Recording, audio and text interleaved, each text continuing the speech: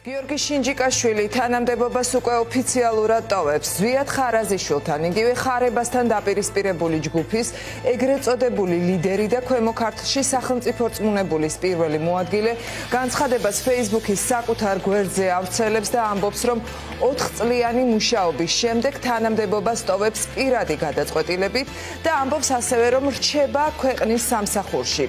გიორგი შინჯიკაშვილის სახელი საზოგადოებისთვის ცნობილი მას შემდეგ გახდა, რაც ხარებასთან დაპირისპირებამ ორ დაჯგუფებას შორის ფიზიკური შეურაცხყოფების და ქუჩური გარჩევების ფორმა მიიღო.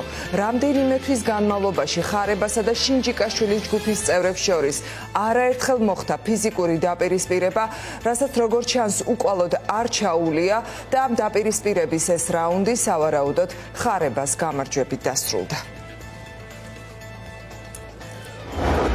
ქვემო ქართლის სახელმწიფო რწმუნებულის პირველი მოადგილის თანამდებობაზე 4 წლიანი მუშაობის შემდეგ ტოვებ თანამდებობას პირადი გადაწყვეტილებით. მადლობას ვუხდით თითოეულ მუნიციპალიტეტს პასუხისმგებლიანი მუშაობისთვის, ყველა საჯარო მოხელეს, მეგობარსა და ქვეყნის ღირსეული სამსახურისთვის.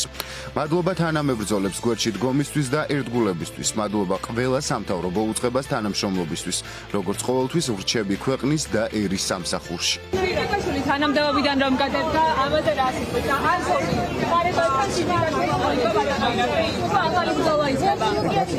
რატომ წავიდა ის?